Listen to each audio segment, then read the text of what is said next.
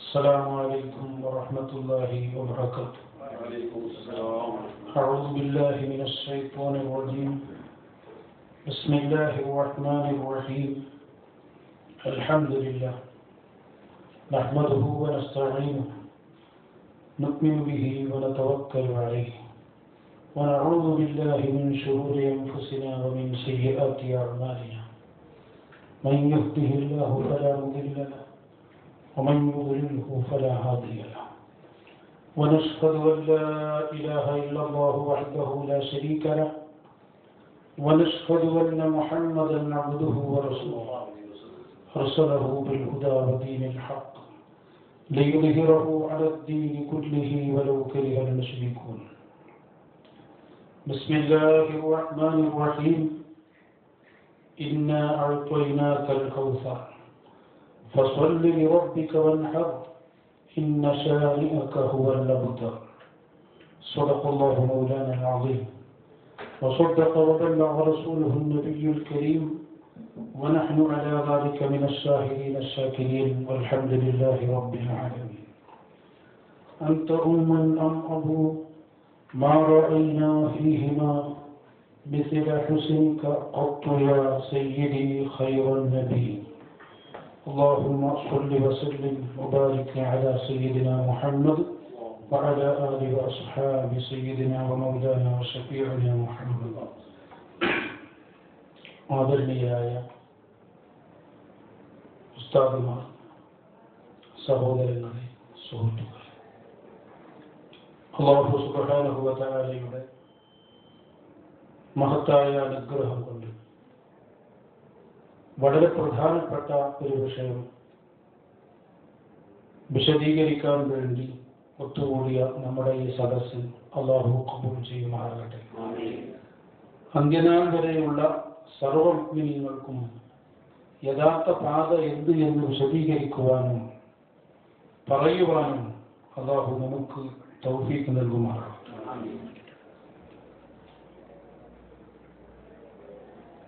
അഹ്ലു സുന്നത്തി വൽ ജമാഅ അത് മാത്രമാണ് യഥാർത്ഥ ദീൻ എന്ന് വിശ്വസിക്കുന്നവരാണ് നാം എല്ലാവരും. അല്ലാഹു സുബ്ഹാനഹു വ തആല ആദം നബി അലൈഹി സ്വലാത്തു വസ്സലാം മുതൽ ഹബീബായ മുഹമ്മദ് റസൂലുള്ളാഹി സ്വല്ലല്ലാഹു അലൈഹി വസല്ലം തങ്ങൾ വരെ ഒരുപാട് അമ്പിയാക്കളെയും റസൂലുകളെയും നിയോഗിച്ചത് ഹഖായ മതം പ്രചരിപ്പിക്കുവാൻ, അത് ജനങ്ങളിലേക്ക് പ്രായോഗികമായി എത്തിച്ചു കൊടുക്കുവാനും വേണ്ടിയാണ്. ഹബീബായ നബി സ്വല്ലല്ലാഹു അലൈഹി വസല്ലം തങ്ങളുടെ ശേഷം ഇനി ഒരു പ്രവാചകൻ വരില്ല. ആ പ്രവാചകന്മാർക്ക് ശേഷം അവരുടെ ദൗത്യ നിർവഹണത്തിനു വേണ്ടി അഷ്റഫുൽ ഖൽഖ് സ്വല്ലല്ലാഹു അലൈഹി വസല്ലം നിയോഗിച്ചത് ഉലമാക്കളെയായിരുന്നു. അൽ ഉലമാ വറസത്തുൽ അംബിയ, അമ്പിയാക്കളുടെ അനന്തരാവകാശികൾ, മഹാന്മാരായ ഖലീഫമാർ, അതുപോലെ മദ്ഹബിന്റെ ഇമാമുകൾ, മാത്രമല്ല നമ്മുടെ കേരളക്കരയിൽ ബഹുമാനപ്പെട്ട ഷെയ്ഖ് സൈനുദ്ദീൻ മഖ്ദൂം റഹ്മത്തുള്ളാഹി അലൈഹി മുതൽ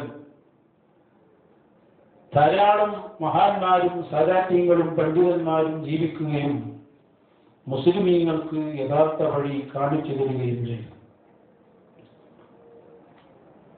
ഈ മഹാരഥന്മാരായ പണ്ഡിതന്മാരുടെയും സാദാത്തുക്കളുടെയും പാത പിൻപറ്റി മുസ്ലിം കൈരളിയെ സത്യത്തിന്റെ പാതയിലേക്ക് കൊണ്ടുപോകാൻ, വഴി കാണിച്ചു കൊടുക്കാൻ മഹാനായ വരക്കൽ മുല്ലക്കോയ തങ്ങൾ, അതുപോലെയുള്ള അന്നത്തെ പ്രഗത്ഭരായ പണ്ഡിതന്മാർ ഇവിടെ സ്ഥാപിച്ച് നമുക്ക് കാണിച്ചു തന്ന മഹത്തായ പ്രസ്ഥാനമാണ് സമസ്ത കേരള ജംഇയ്യത്തുൽ ഉലമ.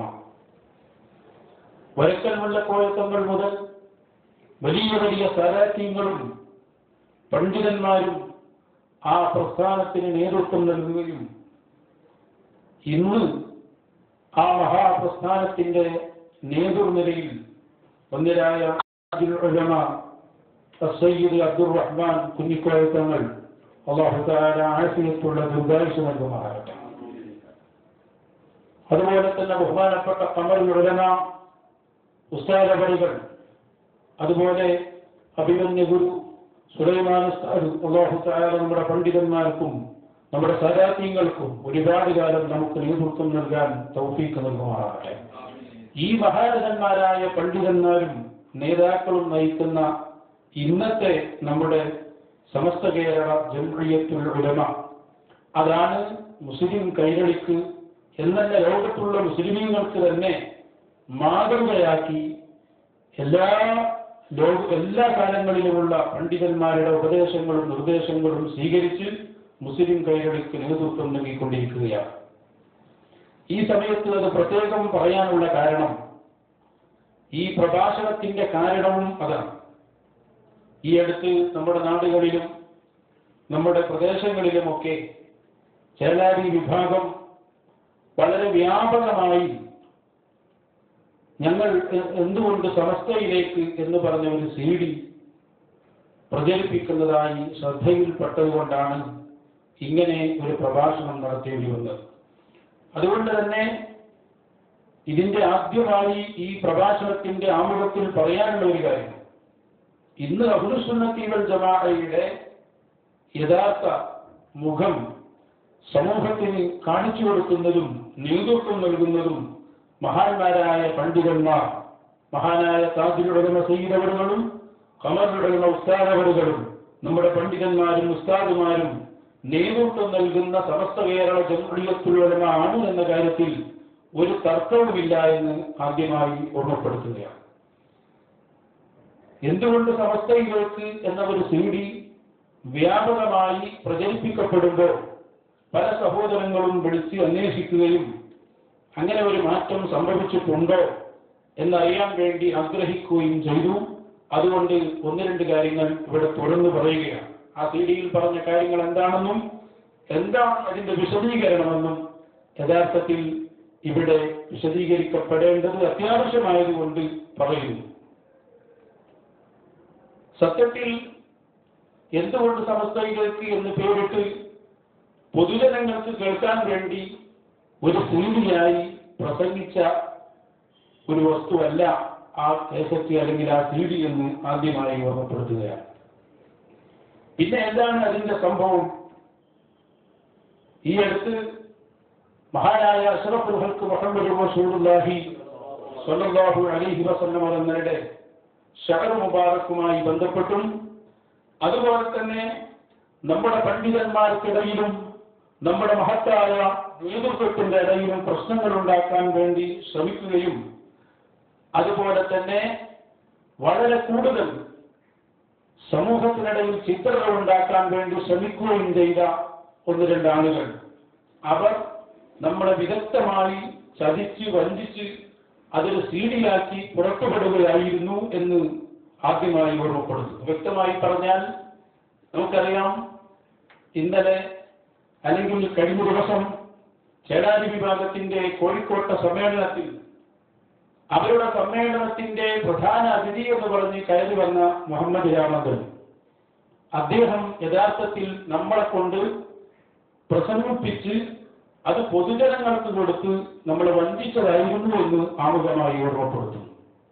അവിടെ ഞാൻ ഒരു കാര്യം കൂടി തുറന്നു പറയുന്നു. ഇനി അത് പറയാതിരുന്നിട്ട് കാര്യമില്ല. അദ്ദേഹം എല്ലാവർക്കും അറിയാം, സാധാരണയായി നമ്മൾ പ്രസംഗത്തിന് പോകുമ്പോഴും സംവാദത്തിന് പോകുമ്പോഴും എല്ലാം പലപ്പോഴും അദ്ദേഹം ഞങ്ങളുടെ കൂടെ ഉണ്ടായിരുന്നു എന്നത് ഒരു സത്യമാണ്. അത് നിഷേധിക്കുന്നില്ല. നമ്മൾ ഒരു മനുഷ്യനെ കാണുമ്പോൾ അല്ലെങ്കിൽ ഒരാളെ വിലയിരുത്തുമ്പോൾ അദ്ദേഹത്തിൽ നിന്ന് സുന്നത്ത് ജമാഅത്തിന് അല്ലെങ്കിൽ നമ്മുടെ ഈ ആദർശ പോരാട്ടത്തിന് വല്ല രൂപത്തിലും എന്തെങ്കിലും ലെഫ്റ്റ് ഉപകാരം കിട്ടുമോ എന്ന് നോക്കിയിട്ട് അയാൾ ഉപയോഗപ്പെടുത്തുക എന്ന് ചിന്തിച്ചുകൊണ്ട് മാത്രം ഈ മനുഷ്യനെ യഥാർത്ഥത്തിൽ 2-3 വർഷങ്ങൾക്ക് മുമ്പാണ് നമ്മുടെ കൂടെ കൂട്ടിയിട്ട് ഈ വിഷയത്തിൽ നമ്മൾ സഹകരിപ്പിക്കുന്നത്.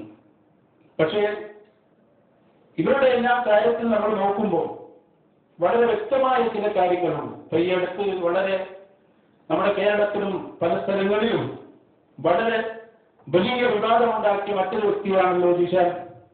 ഈ വ്യക്തികളെ സംബന്ധിച്ച് നമ്മൾ അറിയുകയും അവരോട് ബന്ധപ്പെടുകയും ചെയ്യുന്നത് അവർ നിഷ്കളങ്ക മനസ്സോടെ നമ്മുടെ സുന്നത്ത് ജമാഅത്തിന് ഖിദ്മത്ത് ചെയ്യുന്നവരാണ് എന്ന് മനസ്സിലാക്കിക്കൊണ്ട് തന്നെയായിരുന്നു. പക്ഷേ പിന്നീട് നടന്ന ഓരോ സംഭവങ്ങളും പഠിക്കുകയും അത് മനസ്സിലാക്കുകയും ചെയ്തു. അവിടെയെല്ലാം യഥാർത്ഥത്തിൽ നമ്മൾ വഞ്ചിക്കപ്പെടുകയായിരുന്നുവെന്നും ഏറ്റവും ഒടുവിൽ ഈ സീഡിയുടെ കാര്യത്തിലും അതാണ് സംഭവിച്ചത് എന്നും ഇവിടെ നമ്മൾ തുറന്നു പറയുകയാണ്. 2 വർഷം മുമ്പ് പ്രഭാഷകന്മാരുടെ ഒരു മീറ്റിംഗിൽ ബഹുമാനപ്പെട്ട ശൈഖുന കാന്തപുരം ഉസ്താദ് ചോദിച്ചു, ആരാണ് ഈ ജിഷാൻ എന്ന് പറയുന്ന ആൾ? അന്ന് അയാൾ ക്ലിപ്പൊന്നും പുറത്തുവിട്ടിട്ടില്ല. അപ്പോ വിശദീകരിക്കപ്പെട്ടു, അദ്ദേഹം സുന്നത്ത് ജമാഅത്തിന്റെ കാര്യങ്ങളൊക്കെ നെറ്റ് വർക്കിലൂടെ എത്തിച്ചു കൊടുക്കുന്ന ആളാണ് എന്ന് പറഞ്ഞപ്പോൾ അന്ന് ഉസ്താദ് പറഞ്ഞ ഒരു വാചകം അയാളെ സൂക്ഷിക്കണം എന്നായിരുന്നു. അന്ന് ഈ പ്രശ്നങ്ങളൊന്നും ഉണ്ടായിട്ടില്ല. അതിന്റെ ശേഷം ഒരുപാട് സംഭവങ്ങൾ കേരളത്തിലുണ്ടായി. ഇതുപോലെ ഞാനിവിടെ വളരെ വിഷമത്തോടെ പറയുന്ന സംഗതി, ഇപ്പോൾ എന്റെ ജീവിതത്തിലെ ഈ ഒരു പരീക്ഷണ ഘട്ടങ്ങളിലൂടെ കടന്നു വന്നതിന്റെ മുഖ്യ കാരണമായി ഞാൻ മനസ്സിലാക്കുന്നത്, ഈ വിവാദങ്ങളെല്ലാം ഉണ്ടാകുന്നതിന്റെ മുമ്പ് തന്നെ അഭിനന്ദനായ ഗുരു വന്ദനായ സുലൈമാൻ ഉസ്താദ് അല്ലാഹു ആഫിയത്തുള്ള ദീർഘായുസ്സ് നൽകുമാറാവട്ടെ, ഈ മനുഷ്യനെ നമ്മുടെ കൂടെ കൂട്ടാൻ പാടില്ല എന്ന് ഉസ്താദ് അവറുകൾ വളരെ ദീർഘവീക്ഷണത്തോടെ നമ്മോട് ഉപദേശിച്ചിരുന്നു. പക്ഷേ അദ്ദേഹം എന്നും നമ്മുടെ കൂടെ ഉണ്ടായി ആ ഒരു ബന്ധം ഉണ്ടായപ്പോൾ ഉസ്താദ് അവറുകളുടെ ആ വാക്ക് പാലിക്കുന്നതിൽ നമുക്ക് അബദ്ധം സംഭവിച്ചതാണ് ഇന്നുണ്ടായ കേരളത്തിലെ എല്ലാ വിഭാഗത്തിന്റെയും അടിസ്ഥാന കാരണമെന്ന് തുറന്നു പറയുന്നു. അല്ലാഹു തആല മാപ്പ് നൽകുമാറാകട്ടെ എന്ന് ദുആ ചെയ്യുകയാണ്. കാരണം ഈ സിറിയയുടെ കാര്യം മാത്രം നിങ്ങൾ എടുത്തു നോക്കൂ. എന്താണ് സംഭവം?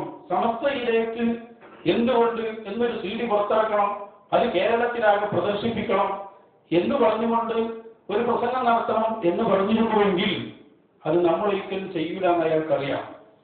അതേ സമയത്ത് അദ്ദേഹത്തിന് ചില അജണ്ടകളുണ്ട്. അതെന്താണ്? കുറെ സീഡി ഇറക്കണം, അത് പ്രചരിപ്പിക്കപ്പെടണം.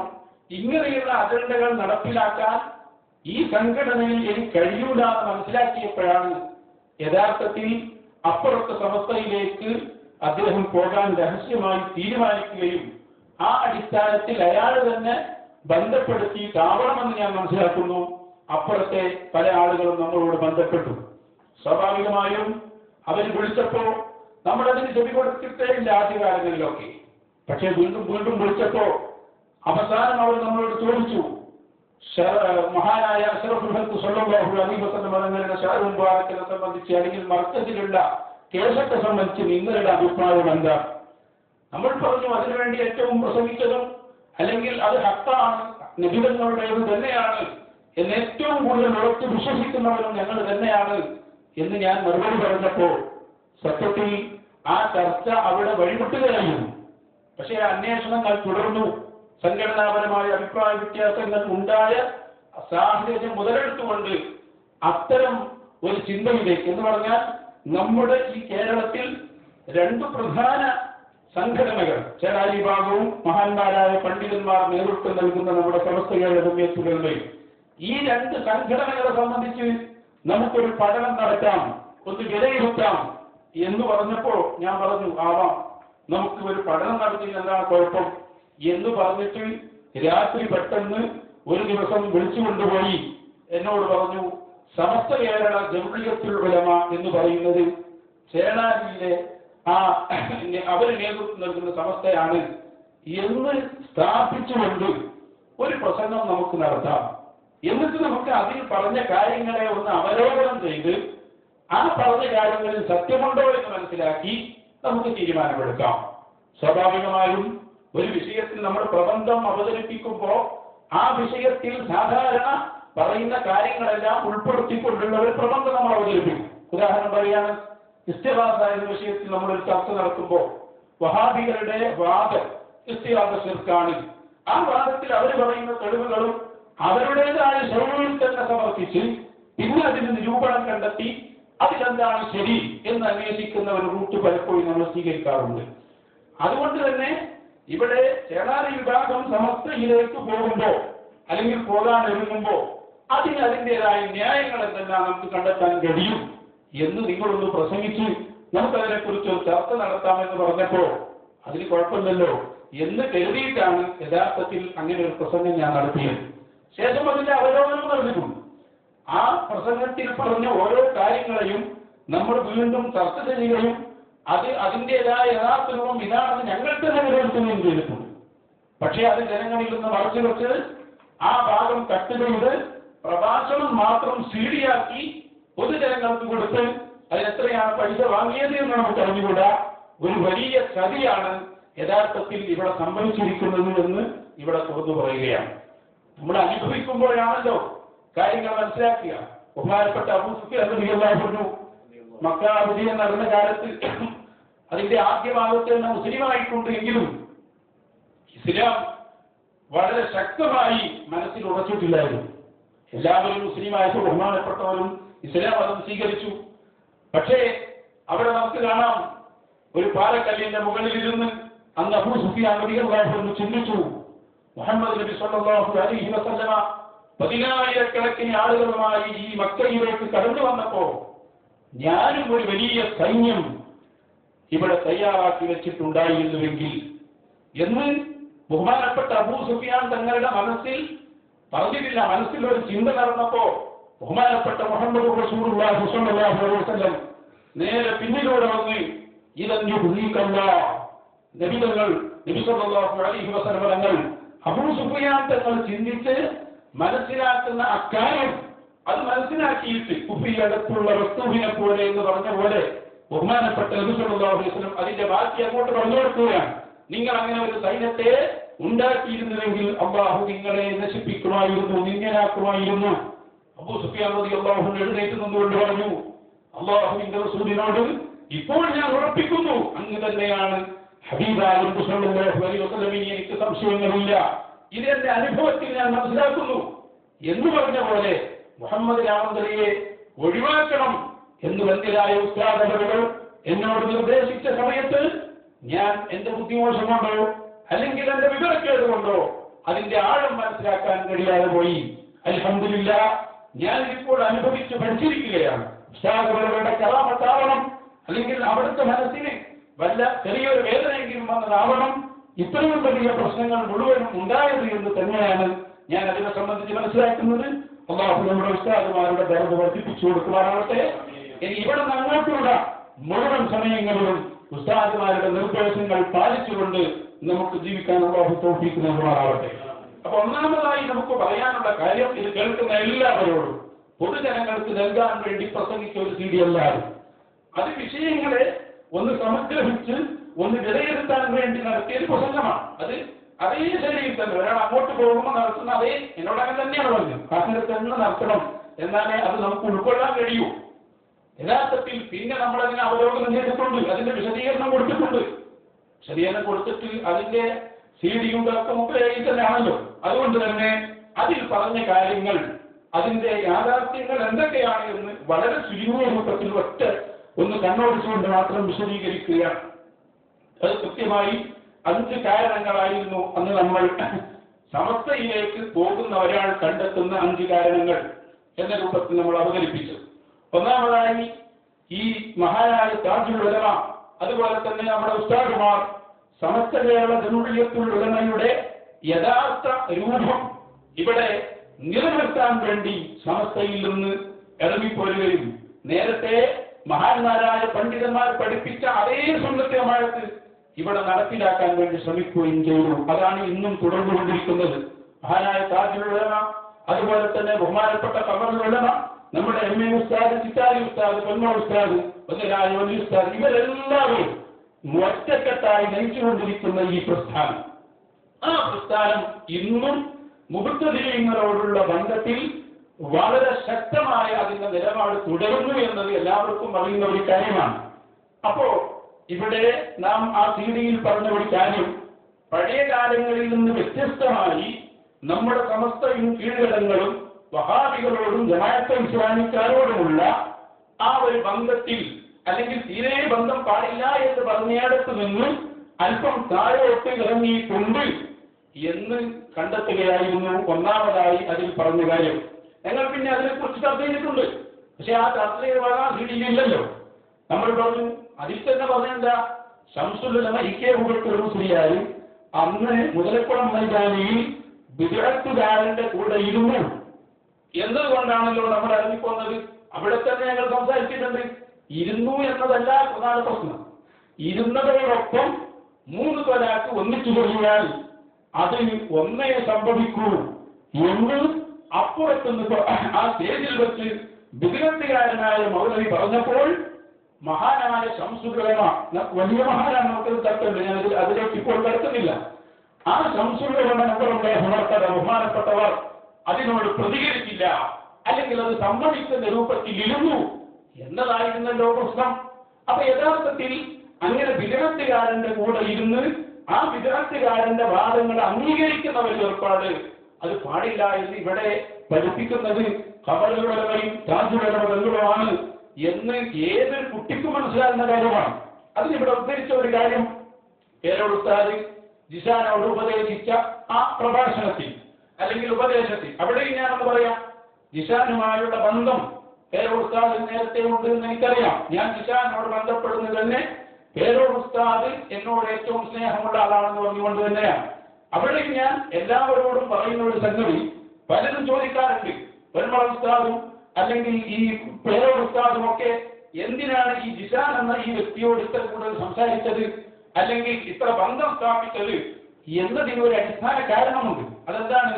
ഇയാൾ പേരോട് ഉസ്താദിന്റെ വണ്ടിയിൽ തന്നെ കയറി സുന്നത്ത് ജമാഅത്തിന്റെ ആശയങ്ങളെ പഠിക്കുന്നു എന്ന് പറഞ്ഞിട്ടാണ് കൂടെ നടന്നത്. ഗൾഫിൽ നിന്ന് എന്നെ വിളിക്കാറുണ്ട്, ഈ പറഞ്ഞ പണ്ഡിതന്മാരെല്ലാം വിളിക്കാറുണ്ട്. ആ വിളിക്കുന്നതൊന്നും ദുന്യവിയായ ഒരു ആവശ്യത്തിനോട് വിളിക്കാറില്ല. വിളിക്കുന്നത് ഇസ്തിറാദിയുടെ തെളിവ് ചോദിച്ച് അല്ലെങ്കിൽ തവസ്സുലിന്റെ തെളിവ് ചോദിച്ച് ഇങ്ങനെ പണ്ഡിതന്മാരുമായി ബന്ധം സ്ഥാപിക്കുകയും ആ ബന്ധം മുതലെടുത്തുകൊണ്ട് പിന്നീട് അവരെ വഞ്ചിക്കുകയും ചെയ്തു എന്നതാണ് അതിന്റെ ശരി. അപ്പൊ ചുരുക്കത്തിൽ ഞാൻ പറഞ്ഞു വന്നത്, ആ 4.5 മണിക്കൂറുള്ള ഉപദേശത്തിൽ പേരോട് ഉസ്താദിനോട് ജിസാൻ ചോദിക്കുന്ന ഒരു ചോദ്യമുണ്ടായിരുന്നു. ആ ചോദ്യവുമായി ബന്ധപ്പെട്ട ഒരു ക്ലിപ്പാണ് നമ്മൾ പറഞ്ഞിട്ടുള്ളത്. അഥവാ മുബത്തദിഈങ്ങളോടുള്ള ബന്ധം അത് അവർ ഉള്ള മജ്‌ലിസിൽ നമ്മൾ പെട്ടുപോയാൽ അതൊരു ഉദാഹരണം എന്ന് പറയുന്നു. അപ്പോ മുബത്തദിഈങ്ങളിൽപ്പെട്ട ഒരാൾ ഒരു മുബത്തദിയായ മനുഷ്യൻ നമ്മളെ വിളിച്ചു, നമ്മൾ പോകാൻ പാടില്ല, നമ്മൾ അവരെ വിളിക്കാനും പാടില്ല. അതേ സമയത്ത് നമ്മളൊരാൾ കല്യാണത്തിന് വിളിച്ചു, അവിടെ ഒരു ബിദ്അത്തുകാരൻ വന്നിട്ടുണ്ട് എന്നതുകൊണ്ട് നമ്മൾ ആ കല്യാണത്തിന് പോകാൻ പാടില്ല എന്ന് പറയേണ്ടതില്ല എന്ന ഒരു ചെറിയ ആശയം. അഥവാ ബിദ്അത്തുകാരന്റെ വാദം അംഗീകരിക്കുകയോ അവനെ സപ്പോർട്ട് ചെയ്യുകയോ അവന് വേണ്ടി അംഗീകാരം കൊടുക്കുകയോ ചെയ്യുന്ന രൂപത്തിൽ അവരോട് ഇരിക്കാൻ പാടില്ല എന്ന് തന്നെയാണ് ആ ഉപദേശത്തിൽ വളരെ കൃത്യമായി പറഞ്ഞിട്ടുള്ളത്. ഇത് ഞങ്ങൾ അതിന്റെ ശേഷം അവലോകനം ചെയ്തിട്ടുണ്ട്. കാരണം ആ 4.5 മണിക്കൂറുള്ള സാധനം ജിസാൻ എന്റെ കയ്യിലാണല്ലോ തന്നത്. അതുകൊണ്ട് തന്നെ അതിന്റെ പൂർണ്ണ ഭാഗം നോക്കുന്ന ആർക്കും അത് മനസ്സിലാവുകയും ചെയ്യും. അതുപോലെ തന്നെ അതിന് ഉദ്ധരിച്ച വേറൊരു ഭാഗം മർക്കസിൽ നടന്ന ഫത്ഹുൽ ബുഖാരി, അവിടെ വെച്ച് പേരോട് ഉസ്താദിന്റെ പ്രസംഗം. ആ പ്രസംഗത്തിലും മുബത്തദിഈങ്ങളുമായുള്ള ബന്ധം സവിസ്തരം വിശദീകരിക്കുകയും ഏറ്റവും അവസാനം ഇന്ന് നമ്മൾ കാണുന്ന വഹാബികൾ, സാധാരണ സംഘടനാ ബന്ധമുള്ള മുബത്തദിഈകൾ, അവരുടെ ബന്ധം പറഞ്ഞതിന്റെ ശേഷം വേറെ ചില സാധിക്കുന്നുണ്ട്. അവരെ സംബന്ധിച്ചിടത്തോളം അവർക്ക് തന്നെ അറിയില്ല അവർ വിചാരിതാണ്. ഏതോ ഒരു സമയത്ത് എന്തോ ചില ആശയങ്ങൾ അവരുടെ തലയിൽ കയറിയിട്ടുണ്ടാവാം. അവനോട് നമ്മുടെ കർശനമായ ബോധത്തിൽ പെരുമാറി പോയാൽ ചിലപ്പോൾ അവൻ ഉള്ളതും മനസ്സിലാക്കുന്ന ഒരവസ്ഥ അവന് ഉണ്ടാവില്ല. അത്തരം ആളുകളെ നമ്മളിലേക്ക് അടുപ്പിച്ച് അവനെ ഉപദേശിക്കണം എന്ന് പറയുന്ന ചില കാര്യങ്ങൾ, അതാണ് ആ പ്രഭാഷണത്തിനുള്ളത്. ചുരുക്കത്തിൽ സമസ്ത കേരള ജംഇയ്യത്തുൽ ഉലമ അതിന്റെ സ്ഥാപിത കാലങ്ങൾ, അതിനു മുമ്പ് നോക്കിയാൽ ബഹുമാനപ്പെട്ട ശൈഖ് അബ്ദുൽ ഖാദിർ ജീലാനി റളിയല്ലാഹു അൻഹുവിന്റെ മുന്നിലും നമ്മുടെ എല്ലാ പണ്ഡിതന്മാരും പറഞ്ഞ മുബത്തദിഈങ്ങളോടുള്ള ആ ശക്തമായ കണിശമായ നമ്മുടെ ആദർശത്തിൽ ഇന്നുവരെ ഒരു വിട്ടുവീഴ്ചയും നമ്മുടെ ഉലമാക്കളിൽ നിന്നോ പണ്ഡിതന്മാരിൽ നിന്നോ ഉണ്ടായിട്ടില്ല എന്ന് ആ പ്രഭാഷണത്തിന്റെ ശേഷം തന്നെ ഞങ്ങൾ മനസ്സിലാക്കുകയും വിലയിരുത്തുകയും ചെയ്തിട്ടുണ്ട്. അത് ആ തീയതിയിൽ പറയാത്തത് കൊണ്ട് അതതിന്റെ കൂടെ എല്ലാവരും മനസ്സിലാക്കണമെന്ന് ഇവിടെ പറയുകയാണ്. അതേസമയത്ത് അവിടെ ഒരു മറുവശമുണ്ട്. നമുക്ക് എല്ലാവർക്കും അറിയുന്ന ഒരു കാര്യമാണ് ചേളാരി വിഭാഗത്തിന്റെ സമ്മേളനങ്ങൾ അല്ലെങ്കിൽ അവരുടെ പരിപാടികൾ. ഏത് പരിപാടിയിലാണ് വഹാബികളുടെ സാന്നിധ്യമില്ലാത്തത് അല്ലെങ്കിൽ മുബത്തദിഈങ്ങളുടെ സാന്നിധ്യമില്ലാത്തത്? അപ്പൊ ചുരുക്കത്തിൽ അത് ആ രൂപത്തിൽ പറഞ്ഞ ഒന്നാമത്തെ കാരണം തന്നെ സമസ്ത കേരള ജംഇയ്യത്തുൽ ഉലമ ഇന്ന് നേതൃത്വം നൽകുന്ന ബഹുമാനപ്പെട്ട ശൈഖുന കമറുൽ ഉസ്താദുകളും താജുൽ സയ്യിദുകളും നേതൃത്വം നൽകുന്ന സമസ്തയിൽ തന്നെയാണ് എന്നത് വളരെ വ്യക്തമായി നമുക്ക് മനസ്സിലാക്കാൻ കഴിയും. ഇനി ഇവിടെ രണ്ടാമത്തെ കാരണമായി നമ്മൾ പറഞ്ഞ ഒരു സംഗതി അതെന്തായിരുന്നു? ആ സീഡിയിൽ നമ്മൾ രണ്ടാമത്തെ കാരണമായി കണ്ടെത്തിയത് വാദപ്രതിവാദങ്ങളും ഖണ്ഡനങ്ങളും നമ്മുടെ ഈ സംഘടനയിൽ ഒഴിവാക്കണമെന്ന് നിർദ്ദേശിക്കപ്പെടുകയും അത് ഒഴിവാക്കുകയും ചെയ്യുന്ന സാഹചര്യമുണ്ട് എന്നും അതിൽ പരാമർശിച്ചിട്ടുണ്ട്. മാത്രമല്ല അതിന് തെളിവായി ആ ദിശാനോട് തന്നെ നടത്തിയ ബഹുമാനപ്പെട്ട പേരൂർ ഉസ്താദിന്റെ പ്രസംഗത്തിൽ വളരെ കൃത്യമായി ആ വിഷയം പറഞ്ഞിട്ടുണ്ട്. സംവാദവും ഖണ്ഡനവും പാടില്ല എന്നല്ല അതിൽ പറയുന്നത്. ഹിദായയുടെ വിഭാഗത്ത് വായിച്ച് അഥവാ അനാവശ്യമായ തർക്കങ്ങൾ, ആവശ്യമില്ലാത്ത തർക്കങ്ങൾ അത് ഒഴിവാക്കണം. അത് എല്ലാവർക്കും ഇവിടെ അഭിപ്രായമുള്ള ഒരു കാര്യമാണ്. അതിനിവിടെ നേരത്തെ നമ്മൾ അത് വേണമെന്ന് നമ്മുടെ ഇടമാർ പറഞ്ഞിട്ടില്ല. അതേ സമയത്ത് എല്ലാവർക്കും അറിയുന്ന ഒരു കാര്യമാണ്. വളരെ മുമ്പ് തന്നെ ബഹുമാനപ്പെട്ട ശൈഖുന ഇ കെ ഹസൻ മുസ്ലിയാരുടെ വിയോഗശേഷം ഇവിടെ നടന്ന വാദപ്രതിവാദങ്ങൾ എടുത്തു നോക്കിയാൽ കോട്ടപ്പുറം സംവാദം മുതൽ പൂരൂർ സംവാദം മുതൽ എത്ര സംവാദം ബഹുമാനപ്പെട്ട ശൈഖുന കാന്തപുരം ഉസ്താദ് തന്നെ നമ്മളെ നേരെ ഇരുത്തിയിട്ട് എത്രയോ സംവാദത്തിന്റെ അനുഭവങ്ങൾ നമുക്ക് വിവരിച്ചു തന്നിട്ടുണ്ട്. മാത്രമല്ല അതിന്റെ ശേഷം പേരൂർ ഉസ്താദ് നടത്തിയ സംവാദങ്ങൾ മഞ്ചേശ്വരവും അതുപോലെ തന്നെ അങ്ങനെ തുടങ്ങി ധാരാളം സ്ഥലങ്ങളിൽ നമുക്കറിയാം. കോട്ടക്കൽ സംവാദം, അങ്ങനെ അതിന്റെ ശേഷം നടന്ന ഇതെല്ലാം നമ്മുടെ സംഘടനയുടെയും നമ്മുടെ പണ്ഡിതന്മാരുടെയും നേതൃത്വത്തിൽ നടന്നത് തന്നെയാണ്. അതാർക്കും ഇവിടെ സംശയിക്കേണ്ടതില്ല. ഇത് വ്യക്തമായി ഏറ്റവും കൂടുതൽ അറിയുന്ന ആളാണ് ഈ മുഹമ്മദ് രാമന്തലിയും ഞങ്ങളെല്ലാം. കാരണം അതുമായി ബന്ധപ്പെട്ട് നടന്ന വാദപ്രതിവാദങ്ങളെല്ലാം എടുത്തു നോക്കുമ്പോൾ അതൊക്കെ നമ്മുടെ സംഘടനാ ചാനലിൽ നടത്തിയ വാദപ്രതിവാദങ്ങൾ തന്നെയാണ്. ഏറ്റവും ഒടുവിൽ മസ്കത്തിൽ നടന്ന വാദപ്രതിവാദം, ആ വാദപ്രതിവാദം നടത്തുന്ന സംഘടന തന്നെയാണ്. അവിടുത്തെ ഔദ്യോഗിക സംഘടനയായ മസ്കത്ത് ICF-ന്റെ നേതൃത്വത്തിലായിരുന്നു ആ വാദപ്രതിവാദം നടന്നത്. ഞാൻ പറയുന്നത് അങ്ങനെ ആദർശ രംഗത്തെ പോരാട്ടത്തിന് ഏറ്റവും കൂടുതൽ സൗകര്യം നൽകുകയും പ്രചോദനം നൽകുകയും ചെയ്തത് നമ്മുടെ സംഘടന തന്നെയാണ്. മാത്രമല്ല നമ്മുടെ ഈ ചെറിയ അനുഭവത്തിൽ തന്നെ നമ്മുടെ പണ്ഡിതന്മാർ അതിന് നൽകിയ പ്രചോദനം എന്ന് നമുക്ക് എടുത്തു പറയേണ്ടതുണ്ട്. ഈ അടുത്ത് മൂവാറ്റുപുഴ സംവാദത്തിന് പോയപ്പോ ബഹുമാനപ്പെട്ട താജുൽ ഉലമ സയ്യിദ് അവറുകൾ അല്ലാഹുവിടത്തേക്ക് ആഫിയത്തുള്ള ദീർഘായുസ്സ് കൊടുക്കുമാറാവട്ടെ, മഹാനായ തങ്ങളുടെ സമീപത്ത് അതിന് സമ്മതം കിട്ടാൻ വേണ്ടി നമ്മൾ ചെന്നു. അപ്പൊ ബഹുമാനപ്പെട്ടവർ പറഞ്ഞത് വാദപ്രതിവാദത്തിന് പോകുന്നു, തങ്ങൾ ദുആ ചെയ്യണമെന്ന് പറഞ്ഞപ്പോ വഹാബികളോടാണോ എങ്കിൽ അത് വിജയിച്ചു, ധൈര്യമായി പോയിക്കോളൂ എന്ന് പറഞ്ഞു. പിന്നെയും അവിടെ നിന്നപ്പോ പറഞ്ഞു, പോകാനല്ലോ പറഞ്ഞത്, നിന്റെ മുന്നിലും പിന്നിലും ഞാനുണ്ടാകും, ധൈര്യമായി പോയിക്കോളൂ എന്ന് പറഞ്ഞ് ഞങ്ങളെ ആശീർവദിച്ച് വിട്ട നേതാവാണ് ബഹുമാനപ്പെട്ട താജുൽ ഉലമ സയ്യിദ് അവറുകൾ. മാത്രമല്ല ബഹുമാനപ്പെട്ട സുലൈമാൻ ഉസ്താദ് അല്ലാഹു ആഫിയത്തുള്ള ദീർഘായുസ്സ് നൽകുമാറാകട്ടെ. ചെറുപ്പത്തിൽ കൊണ്ടോട്ടി മുതൽ കോട്ടക്കൽ എന്ന് തുടങ്ങി ഏതൊക്കെ വാദപ്രതിവാദങ്ങൾ നടത്തിയിട്ടുണ്ടോ ആ വാദപ്രതിവാദങ്ങളിൽ മുഴുവനും നമുക്ക് നിർദ്ദേശങ്ങൾ നൽകുകയും ദുആ ചെയ്തുവന്നതും ആശീർവദിച്ചതും വന്നരായ ഗുരുവര്യരാണ്. ഓരോരുത്തരെയും പ്രത്യേകം എടുത്തു പറയേണ്ടതില്ല, ഒറ്റ വാക്കും കൂടി അവിടെ പറയാം. ഈ സംഘടനയും ഈ പ്രസ്ഥാനവും ആദർശ രംഗത്ത് നൽകുന്ന ഈ വലിയ പ്രചോദനത്തിന്റെ ഒരു 10 ഭാഗം പോലും ചേരാരി സമസ്തയിൽ കാണാൻ പറ്റില്ല എന്ന് ആർക്കാണ് അറിയാൻ കഴിയാത്തത്? അവിടെ ആളില്ലാത്തത് കൊണ്ടാണോ അല്ലാഹു? ഞാൻ പറയുന്നത് ബഹുമാനപ്പെട്ട കമറുൽ ഉസ്താദ് അവറുകൾ ഇപ്പൊ ഈ അടുത്ത് മസ്കത്തിലേക്ക് പോകുന്നതിന്റെ 4 മണിക്കൂർ വിളിച്ചു വരുത്തിയിട്ട് ഉസ്താദ് അവറുകൾ എന്തൊക്കെ ചോദിക്കണം, എന്തൊക്കെ പറയണം, അത് കഴിഞ്ഞ് മസ്കത്ത് എയർപോർട്ടിൽ ഇറങ്ങിയതിന്റെ ശേഷം വീണ്ടും വിളിച്ചു, എല്ലാം റെഡിയായില്ലേ, ഇനി എന്തെങ്കിലും റെഡി ആവാനുണ്ടോ? അങ്ങനെ വാദപ്രതിവാദം കഴിഞ്ഞ് ഈ ഉസ്താദ് കേരളത്തിലാണുള്ളത്. 3-3:30 സമയത്ത് അവിടെ വാദപ്രതിവാദം കഴിഞ്ഞ് ഇന്റർനെറ്റ് ക്ലാസ് റൂമുകളിൽ നമ്മളതിന്റെ ആഘോഷം നടത്തുമ്പോൾ ഉസ്താദ് അവറുകൾ 3-3:30 സമയത്ത് ഇന്റർനെറ്റിൽ കയറി നമ്മുടെ സംവാദം കേൾക്കുകയും ആശംസ അറിയിക്കുകയും ദുആ ചെയ്യുകയും ചെയ്യും. ഞാൻ പറയുന്നത് ഇത് വളരെ വ്യക്തമായ ഒരു കാര്യമാണ്. ഇതൊക്കെ നമ്മൾ വിലയിരുത്തിയിട്ടുണ്ട്. ഈ പ്രസംഗം മാത്രം കേൾക്കുന്നവരാണ്. ആ പ്രസംഗത്തിന്റെ ശേഷം നടന്ന വിലയിരുത്തലുകൾ കേൾക്കാതെ പോയാൽ അത് ജനങ്ങളോടുള്ള വഞ്ചനയാകുമെന്ന് മനസ്സിലാക്കിയിട്ട് തന്നെയാണ് ഇങ്ങനെ ഒരു പ്രസംഗം അടിയന്തരമായി നമ്മൾ നടത്തുന്നത് എന്നുകൂടി ഇവിടെ അറിയിക്കുകയാണ്. ഇനി നമ്മൾ നോക്കൂ, ഓരോന്നും പറയേണ്ടതില്ല. ഏതായാലും ഈ ഭാഗത്തിന് എന്തിനാണ് ഇവിടെ സമയമുള്ളത്? എന്തിനാണ് അവർക്ക്, ഏത് പണിയാണ് അവർക്കുള്ളതെല്ലാം തടഞ്ഞുകൂടെ? ആകെ 2 അജണ്ടകൾ മാത്രമേ അവരുടെ ജീവിതത്തിൽ ഉണ്ടായിട്ടുള്ളൂ. ഒന്ന്, ബഹുമാനപ്പെട്ട കാന്തപുരം ഉസ്താദിന് തെളി പറയുക എന്നത് മാത്രം. അതുപോലെ തന്നെ അവരുടെ രാഷ്ട്രീയ സംഘടനകൾക്ക് നേട്ടമുണ്ടാക്കി കൊടുക്കുക എന്നതിലുപരി ഒരു ലക്ഷ്യവുമില്ല എന്ന് കേരളം എപ്പോഴും കാണുന്ന ഒരു സംഗതിയാണ്. അത് പ്രത്യേകിച്ച് കേരളത്തിലെ ജനങ്ങൾക്ക് പറഞ്ഞു കൊടുക്കേണ്ടതില്ല. അതുകൊണ്ട് തന്നെ മഹാന്മാരായ പണ്ഡിതന്മാർ കാണിച്ചു തന്ന ആദർശ പോരാട്ടത്തിന്റെ വഴി അത് നമ്മുടെ സമസ്ത കേരള ജനപ്രിയത്തിലുള്ളവരിൽ തന്നെയാണ് എന്നതിൽ യാതൊരു തർക്കവും ഇല്ല. ഇനി ഞാൻ അവിടെ പറയാം. മൂന്നാമതായി നാം ആ സീഡിയിൽ പറഞ്ഞിരുന്ന വേറൊരു കാരണം അതുകൂടി അവിടെ ഓർമ്മപ്പെടുത്താം. ആത്മീയതയ്ക്കെതിരെയുള്ള അങ്ങനെ തോന്നിപ്പിക്കപ്പെടുന്ന ചില പരാമർശങ്ങൾ അത് നമ്മുടെ സമസ്തയിൽ നടക്കുന്നു എന്ന ഒരു കണ്ടെത്തലായിരുന്നു. അത് ഞങ്ങൾ അതിന്റെ ശേഷം വിലയിരുത്തിയിട്ടുണ്ട്. നമുക്കറിയാം, ആത്മീയതയുടെ പേരിൽ ധാരാളം പിഴച്ചാടുകൾ വന്നിട്ടുണ്ട്, ഇപ്പോഴും വന്നുകൊണ്ടിരിക്കുന്നു, വന്നിട്ടുണ്ട്, ഇനി വരികയും ചെയ്യും. എത്രത്തോളം എന്ന് വെച്ചാൽ മഹാനായ ഹബീബ് മുഹമ്മദ് റസൂലുള്ളാഹി സ്വല്ലല്ലാഹു അലൈഹി വസല്ലം തങ്ങൾ ജീവിച്ചിരിക്കുന്ന കാലത്താണല്ലോ പ്രവാചകൻ എന്ന പേരിൽ തന്നെ പലരും വന്നത്. മുസ്ലിമത്തുൽ കദ്ദാബ് അതിന്റെ ഉദാഹരണമാണ്. അപ്പൊ ഏതൊരു ഒറിജിനൽ വരുമ്പോഴും അതിന്റെ ഡ്യൂപ്ലിക്കേറ്റ് ഉണ്ടാവും.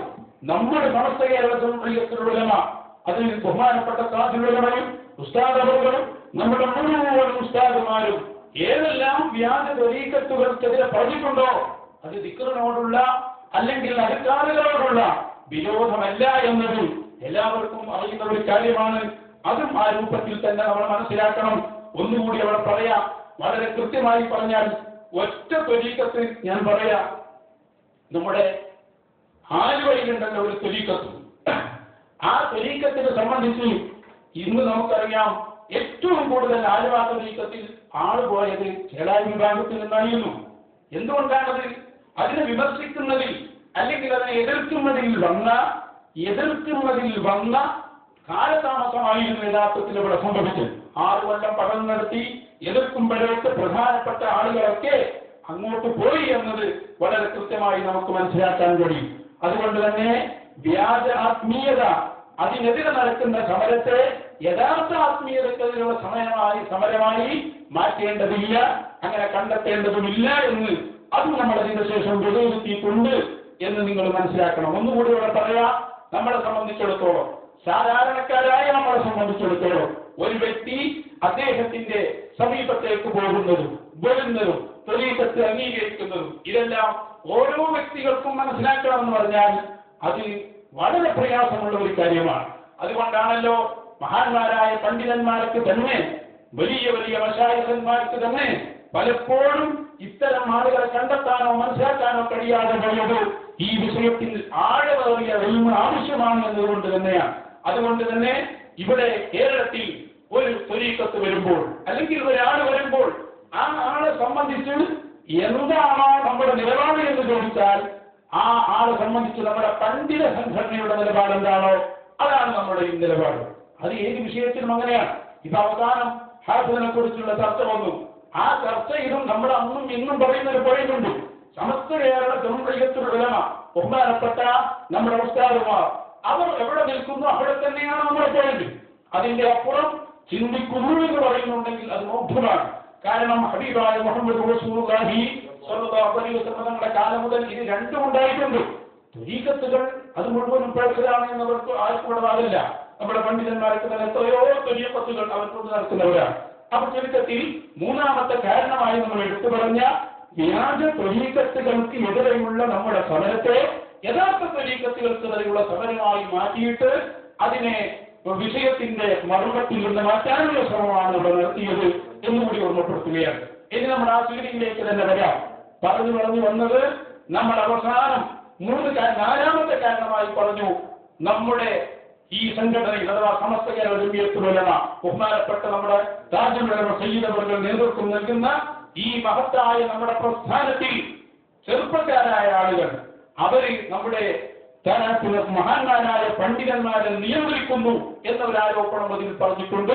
അതിനെ സംബന്ധിച്ച് വിശാലമായി ആ പ്രസംഗത്തിന് പോകുമ്പോഴും ഞാനും ഇയാളും തമ്മിൽ ചർച്ച നടന്നിട്ടുണ്ട്. അതിന്റെ ശേഷവും ചർച്ച നടന്നിട്ടുണ്ട്. നമുക്കറിയാം, ഇപ്പോ ചേളാരി സമസ്തയെ സംബന്ധിച്ചിടത്തോളം അവരുടെ വലിയ പണ്ഡിതന്മാർ എന്ന് പറയപ്പെടുന്ന ആളുകൾക്ക് തന്നെ യാതൊരു ജോലിയും കൊടുക്കാതെ അല്ലെങ്കിൽ അവർക്കൊരു പരിഗണനയും കൊടുക്കാതെ കാര്യങ്ങളൊക്കെ തീരുമാനിക്കുന്നത് SKSഉം SYSഉം അവരുടെ ചെറിയ കുട്ടികളുമാണ്. ഇതാർക്കാണ് അറിയാത്തത്? അതേ സമയത്ത് നമ്മുടെ പണ്ഡിതന്മാർ എന്ന് പറയുന്നു അത് നടപ്പിലാക്കുക എന്നതാണ് യഥാർത്ഥത്തിൽ നമ്മുടെ പണ്ഡിതന്മാരുടെ ദൗത്യം. അതാണ് നമ്മുടെ സംഘടനകളും നമ്മുടെ ഓരോ ഘടകങ്ങളും ഇവിടെ നടപ്പിലാക്കിക്കൊണ്ടിരിക്കുന്നത് എന്ന് ഓർമ്മപ്പെടുത്തുകയാണ്. അവിടെ ഒരു ക്ലിപ്പ് അതിൽ വെച്ചു കൊടുത്തിട്ടുണ്ടായിരുന്നു പ്രസംഗത്തിന്റെ, അഥവാ ബഹുമാനപ്പെട്ട പേരോട് ഉസ്താദ് അല്ലാഹു ആഫിയത്തുള്ള ദീർഘായുസ്സ് കൊടുക്കുമാറാകട്ടെ. അവിടെ ഒന്നുകൂടി ഞാൻ പറയുന്നത് നേരത്തെ പറഞ്ഞ ഒരു കാര്യത്തിന് ബാക്കി കൂടി അവിടെ പറയാനുണ്ട്. അതെന്താണ്? നേരത്തെ എപി ഉസ്താദിനെ സംബന്ധിച്ചും താജുൽ ഉലമയെ സംബന്ധിച്ചും ഉസ്താദ് അവരെ സംബന്ധിച്ചൊക്കെ പറഞ്ഞപ്പോ വാദപ്രതിവാദങ്ങളും ഖണ്ഡനങ്ങളുമൊക്കെ നമുക്ക് പരിചയപ്പെടുത്തുന്നതിലും നമുക്ക് പരിശീലിപ്പിക്കുന്നതിലും ഉസ്താദുമാരുടെ പങ്ക് കൂടി ഞാൻ ഇവിടെ എടുത്തു പറയുകയാണ്.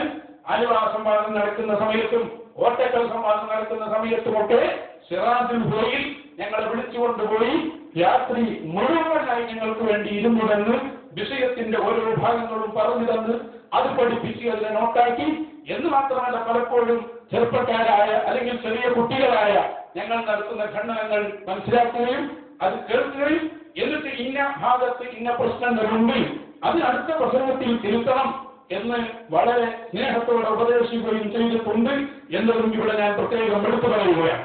അപ്പോൾ പേരുത്താതിന്റെ ഒരു പരാമർശം എന്താണത്?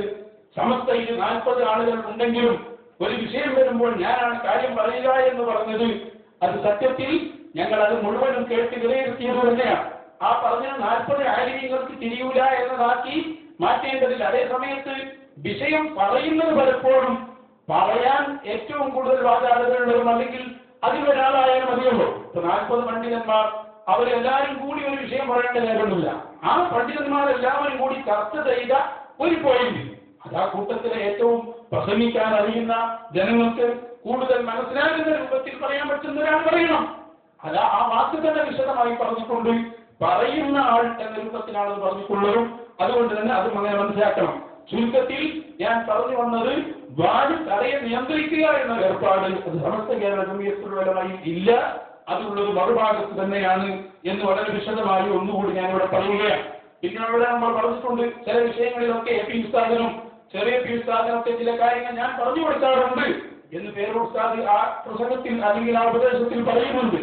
അതും നമ്മൾ മനസ്സിലാക്കണം. അതിന്റെ സാഹചര്യം അത് അവർക്ക് ഇന്ന് അങ്ങോട്ട് പഠിപ്പിച്ചു കൊടുക്കുമെന്ന ആശയത്തിൽ പറഞ്ഞതല്ല, മറിച്ച് ഭൗതികമായ ചില കാര്യങ്ങൾ അത് ചിലപ്പോ നമ്മൾ പറഞ്ഞു കൊടുക്കേണ്ടി വരുമ്പോൾ ഒരു വിഷയം വരുമ്പോൾ അല്ലെങ്കിൽ ഒരാളെ കുറിച്ചുള്ള പഠനം വരുമ്പോൾ അയാൾക്കുള്ള അബദ്ധങ്ങൾ അത് കിതാബിൽ നോക്കിയാൽ കിട്ടുന്ന കാര്യങ്ങളാവില്ല.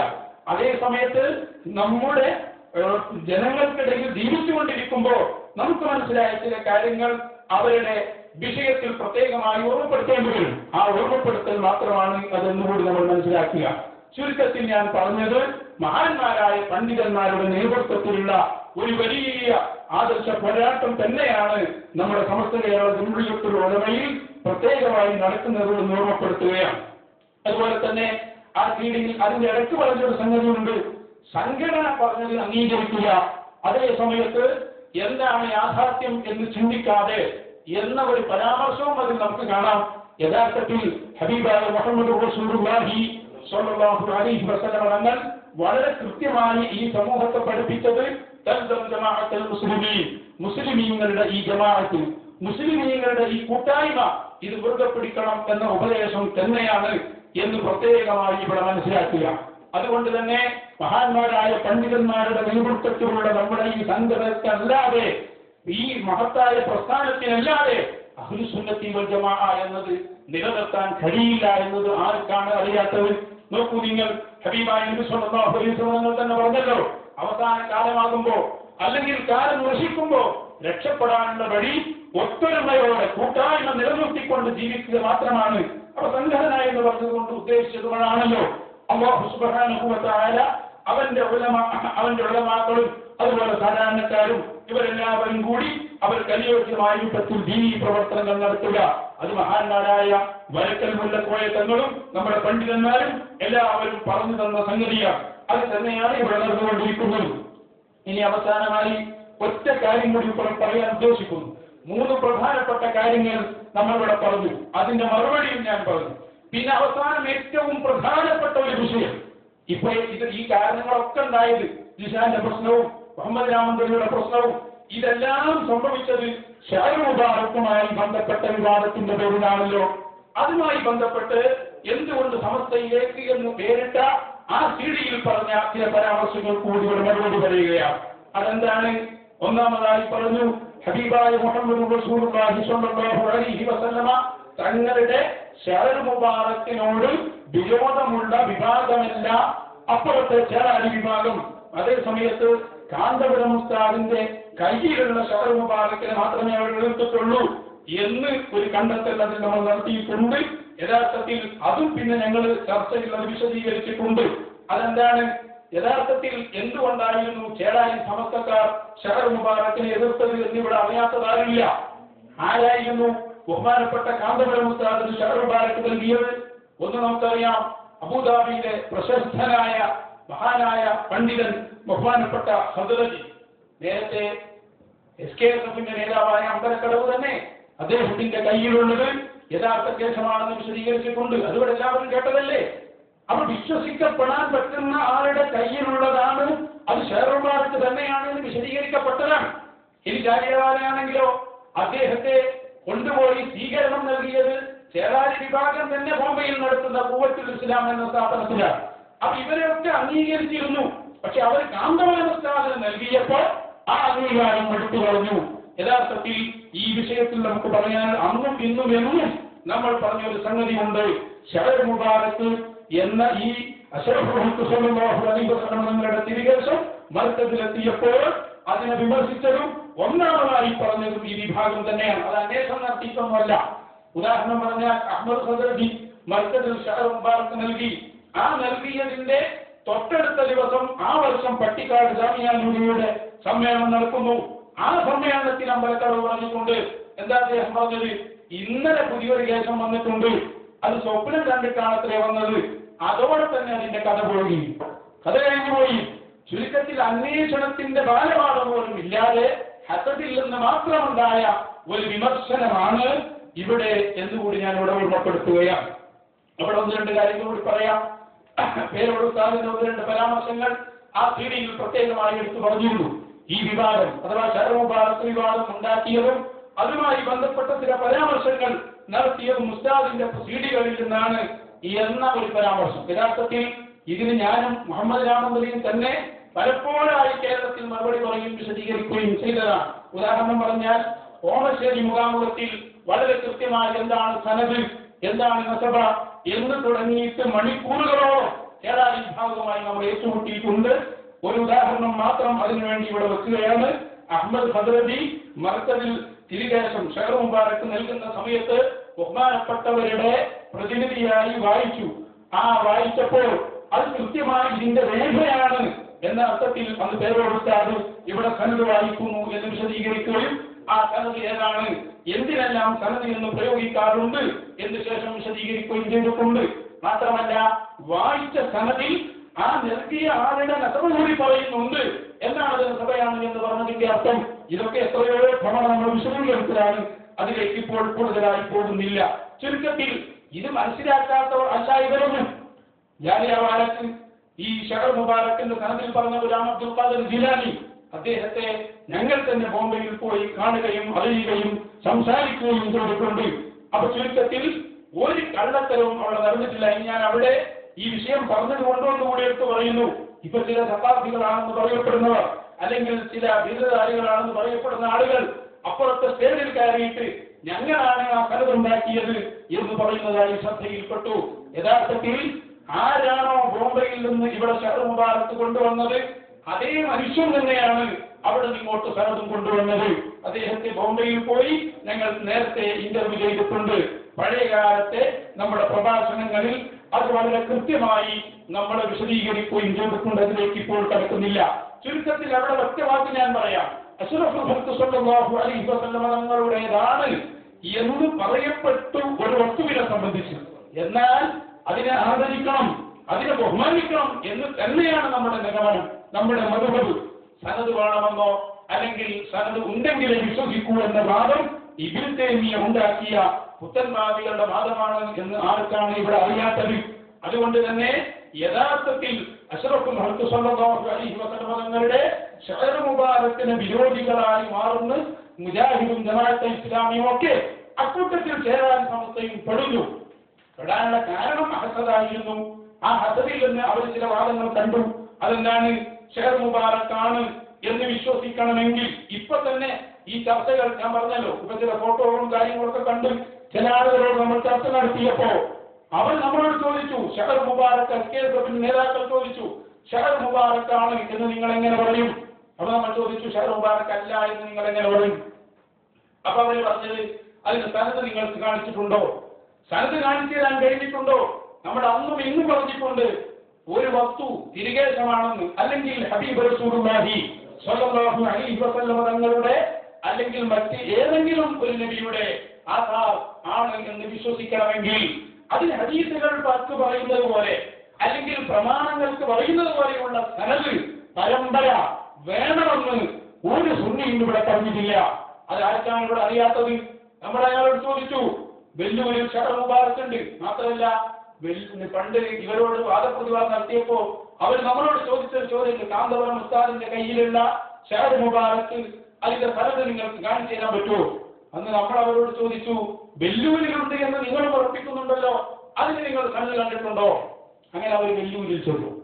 വെല്ലൂരിൽ ചെന്ന് ഈ സനത് കിട്ടാൻ വേണ്ടി അവിടെ എഴുതി കൊടുത്തു. അപ്പോൾ അതിന്റെ ഉത്തരവാദിത്തപ്പെട്ട ആളുകൾക്ക് മറുപടി കൊടുത്തത്, ഇത് നിബിതങ്ങളുടേതാണ് എന്ന് ഞങ്ങൾ കാലാകാലമായി ഇവിടെ വിശ്വസിച്ചു വരുന്നു. ഞങ്ങളെ വിശ്വസിക്കുന്നവർക്ക് അതുകൊണ്ട് വർക്കത്തെടുക്കാം, അല്ലാത്തവർക്ക് പോകാം. ഇത് കൃത്യമായി അവർ എഴുതി കൊടുത്തു.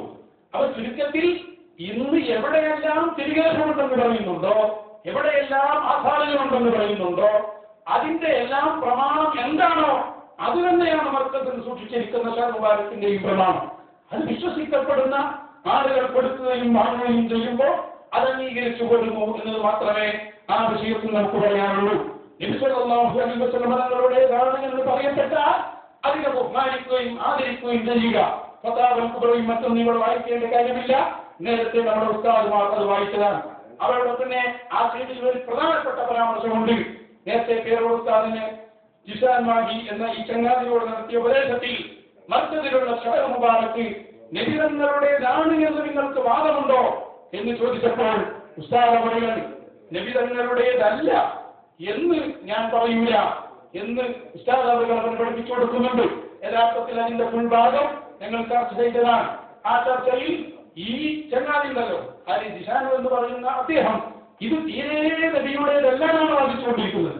തീരെ നബിയുടേതല്ല എന്ന് പറയുന്ന ഇവനെ ആദ്യമായി ഇത് ശഅർ മുബാറക്ക് അല്ല എന്ന് നീ പറയരുത് എന്ന് പഠിപ്പിച്ച് അത് ഉറപ്പിച്ചതിന്റെ ശേഷം അടുത്ത ഘട്ടത്തിൽ അല്ല എന്ന് മാത്രമല്ല ആണ് എന്നുകൂടി പഠിപ്പിക്കാൻ തദ്രീജൻ മെല്ലെ മെല്ലെ വിഷയങ്ങൾ പഠിപ്പിക്കാനുള്ള ഒരു ശൈലിയാണ് അതിൽ സ്വീകരിച്ചിട്ടുള്ളത്.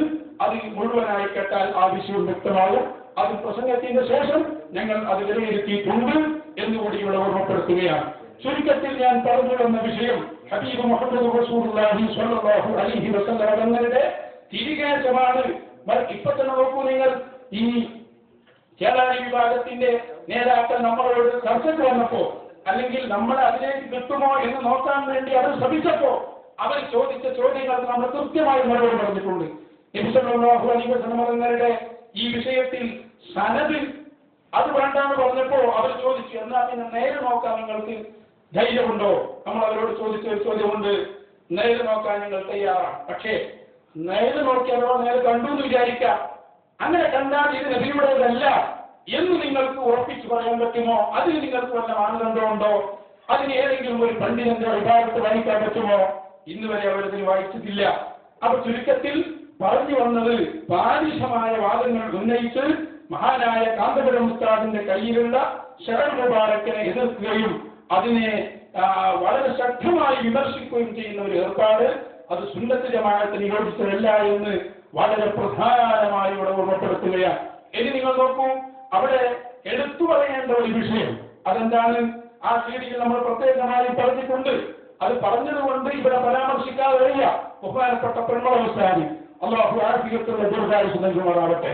ചെറുപ്പത്തിൽ തന്നെ നമ്മൾ ഈ വിഷയമായി പഠനം നടത്തുമ്പോൾ സുന്നത്ത് ജമാഅത്തിന്റെ വിഷയങ്ങളിൽ പ്രത്യേകിച്ച് ഇസ്തിഹാസയും തവസ്സുലും ഇതെല്ലാം നമ്മൾ പഠനം നടത്തുമ്പോൾ അന്ന് ഉസ്താദിന്റെ സമീപത്ത് ചെന്ന് അവിടുത്തെ പുസ്തകങ്ങളും കിതാബുകളും ആധാരമാക്കിക്കൊണ്ട് തന്നെയാണ് അന്നും ആ വിഷയത്തിൽ പഠനം നടത്തിയതും ശേഷമുള്ള വാദപ്രതിവാദങ്ങൾക്കും നമ്മുടേതായ കാര്യങ്ങൾക്കും അന്നും ഇന്നും നമുക്ക് പ്രചോദനം നൽകിയത് ഒന്നിനായ പൊന്മള ഉസ്താദ്. അവിടെ പ്രത്യേകം ഞാൻ എടുത്തു പറയുന്നു, നമ്മുടെ കൂടെ നമ്മുടെ ഒരു സുഹൃത്തിനെ പോലെ നടന്നിരുന്ന ഒന്നിനായ അലിസത്താബ് ഉസ്താദ് അടക്കമുള്ള നമ്മുടെ പണ്ഡിതന്മാർ.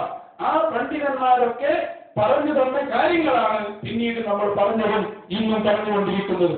അപ്പൊ അവിടെ ഉസ്താദുമായി ബന്ധപ്പെട്ട ഒന്ന് രണ്ട് പരാമർശങ്ങൾ ആ സീഡിയിൽ പറഞ്ഞിട്ടുണ്ട്. അതെന്താണ്? നബി സല്ലല്ലാഹു അലൈഹി വസല്ലം തങ്ങളുടെ ശഅർ മുബാറക്കുമായി ഉസ്താദ് നടത്തിയ ചില പരാമർശങ്ങൾ.